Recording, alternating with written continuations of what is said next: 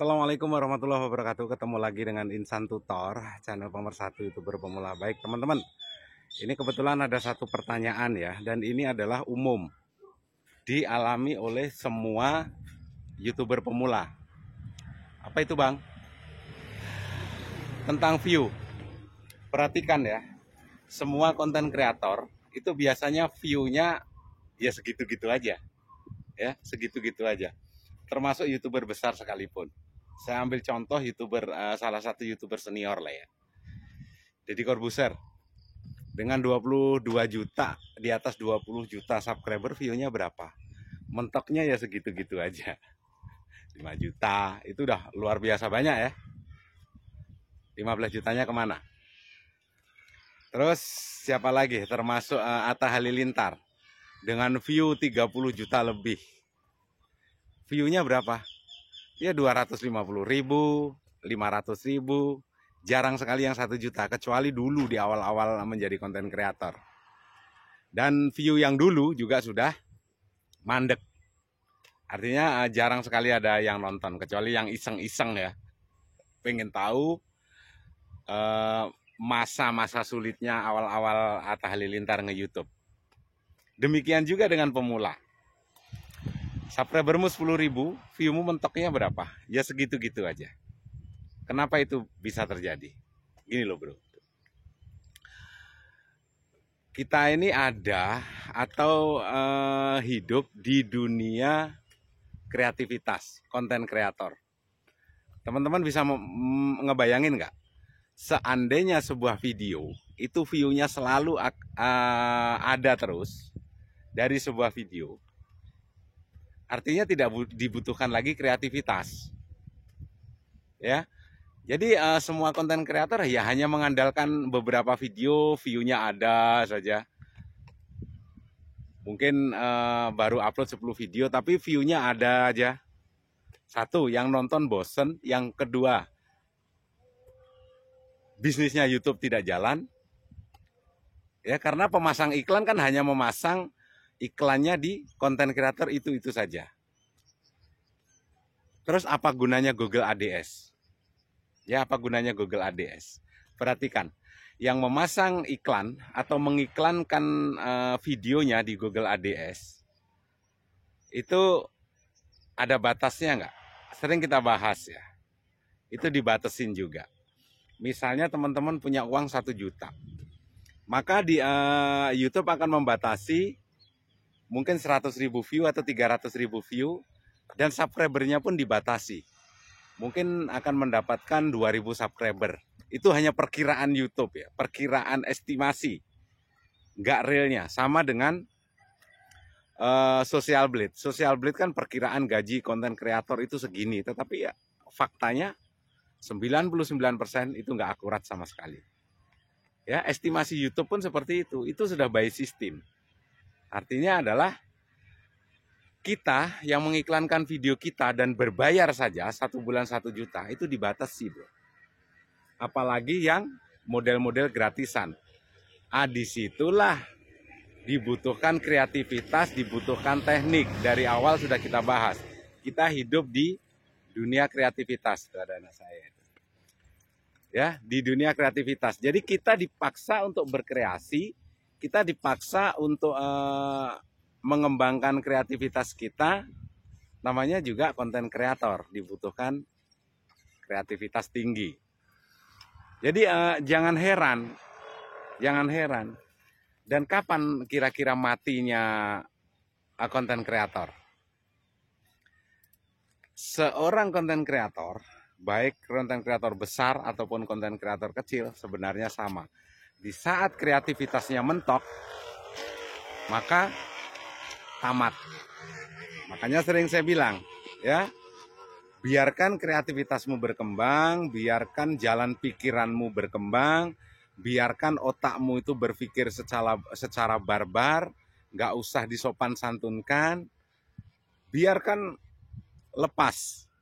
Dari situlah teman-teman bisa mengambil kreativitas yang ada di lingkunganmu sesuai dengan temamu. Kadang-kadang begini loh, ya, kreativitas itu muncul di saat kita mungkin Bisa jadi kreativitas itu berdasarkan pengalaman, pengalaman pribadi, pengalaman hidup, pengalaman apapun. Tetapi bagi sebagian orang yang mungkin kurang berpengalaman, atau mungkin hidupnya hanya di kampung, di desa saja, belum pernah kemana-mana, kadang-kadang kreativitasnya itu muncul saat dia jongkok. Jongkok ngapain? Berak. Jadi kadang-kadang sambil merenung, kebanyakan orang Indonesia kan berak pasti sambil ngerokok. Kalau saya enggak.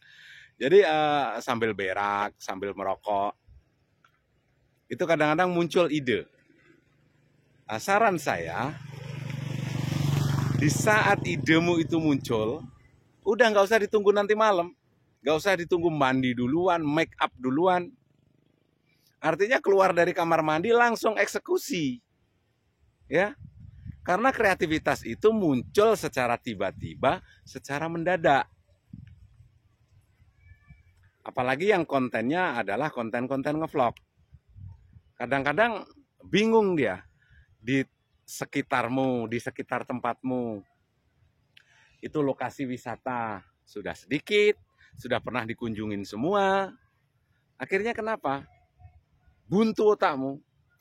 Padahal dari satu tempat tersebut, dari tema yang pernah kamu ambil, misalnya ngevlog di sebuah danau. Itu banyak sekali yang bisa teman-teman explore. Ya, saya ambil contoh. Satu danau, itu sekali berjalan, kalian itu bisa puluhan video, bos. Ya, bisa puluhan video. Semuanya explore, mulai dari tempat parkir segala macam, itu explore. Dan nanti di saat mungkin teman-teman itu sudah merasa di sekitarmu itu sudah habis, artinya tempat kontenmu habis, kunjungin kembali. Karena lokasinya sudah berubah. Bukan lokasinya yang berubah ya. Karena suasananya sudah berubah. Mungkin saat kalian mengunjungi danau saat musim panas, ya. Setelah itu coba saat musim hujan. Setelah itu sebuah danau kalau musim panas itu keadaannya bagaimana, kalau hujan bagaimana, lingkungannya bagaimana, banjir atau tidak, kamu informasikan lagi, ya. Terus bisa jadi nanti bulan depannya kamu datangin lagi, tapi dari tempat yang berbeda, dari jalan yang berbeda. Jadi satu tempat itu bisa puluhan video.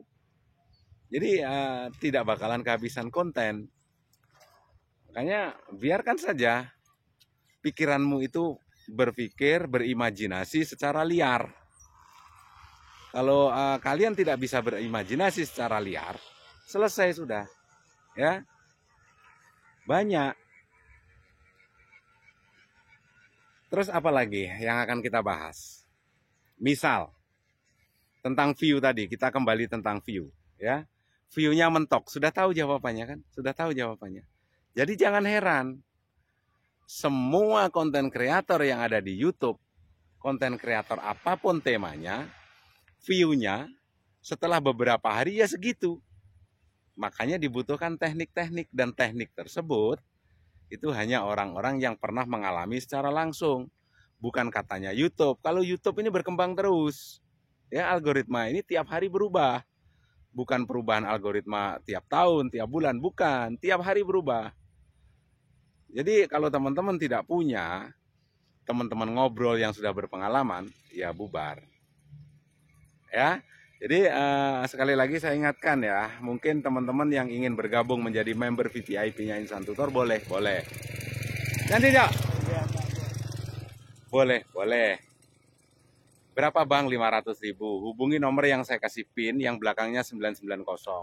Itu nanti kita di sana juga bersama-sama mengembangkan kreativitas kita. Di sana juga bagaimana memancing otak kita itu supaya liar berpikir. Jadi banyak keuntungannya. Satu, berkembang bersama, termasuk mengembangkan ide-ide konten, kreativitasmu. Bagaimana memancing supaya otakmu tetap liar. Liar dalam hal positif ya. Kalau liarmu liar negatif, kacau itu nanti istri tetangga. Kamu sikat juga. Itu liar-liar yang nggak benar ya. Kamu kira janda pirang, ternyata masih istri orang. Jadi liar dalam hal kreativitas. Nah, nanti kalau otakmu sudah liar, baru ya dibutuhkan kemampuan. Untuk apa? Untuk menjabarkan atau untuk apa? Untuk dimasukkan ke dalam sebuah konten. Semuanya bisa dipelajari. Terus apalagi Bang? Keuntungannya menjadi member VVIP. Kamu gabung aja 1 bulan bisa saya pastikan ya. Kamu gabung menjadi membernya Insan Tutor VVIP 1 bulan itu sudah 1000 subscriber, Bos. Bisa lebih.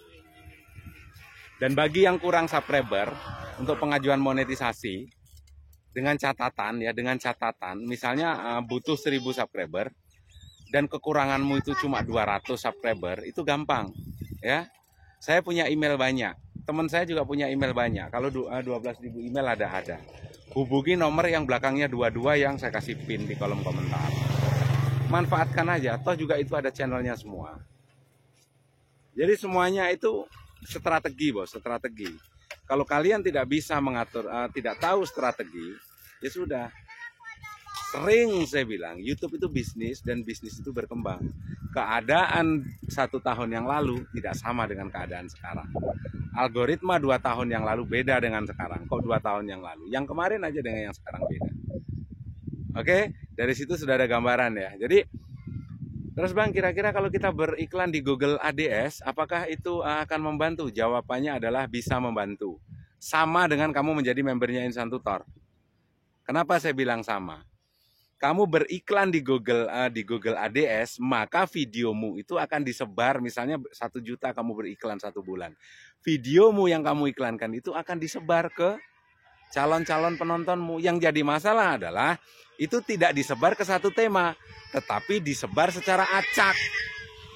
Misalnya temamu tema mancing, atau mungkin tema ngevlog, atau mungkin tema budidaya ikan lele. Itu tidak serta-merta misalnya temamu budidaya ikan lele terus disebar ke penonton-penonton yang berhubungan dengan budidaya ikan lele. Tidak.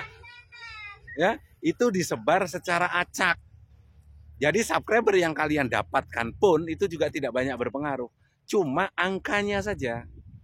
Google ADS iklan ya dengan 1 juta 1 bulan. Bisa jadi 1000 subscriber kamu dapat. Ya bisa jadi 800 subscriber teman-teman dapat. Tetapi apakah subscribermu itu bermanfaat ke depannya? Enggak.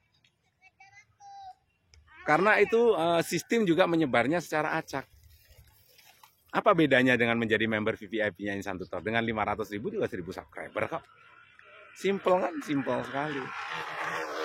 Tentunya dengan syarat dan ketentuan berlaku. Apa itu Bang syarat dan ketentuannya berlaku? Misalnya subscribermu baru 200 menjadi member VVIP-nya Insan Tutor. Ya nggak mungkin lah langsung disikat dengan 1000 subscriber, teler, klenger nanti channelmu. Ya, mungkin ditambahkan secara bertahap. Subscribermu yang murni 200, ya mungkin saya tambahin subscriber 10. Setelah itu subscriber murnimu 500, saya tambahin 100. Bertahap, berkembang bersama. Dan itu adalah email aktif, real semua, ada channelnya semua. Bro, bangun deh. Jadi cukup simpel ya. Sehat selalu, salam buat keluarga. Mudah-mudahan ada hal positif yang bisa teman-teman ambil. Sukses dan salam buat keluarga.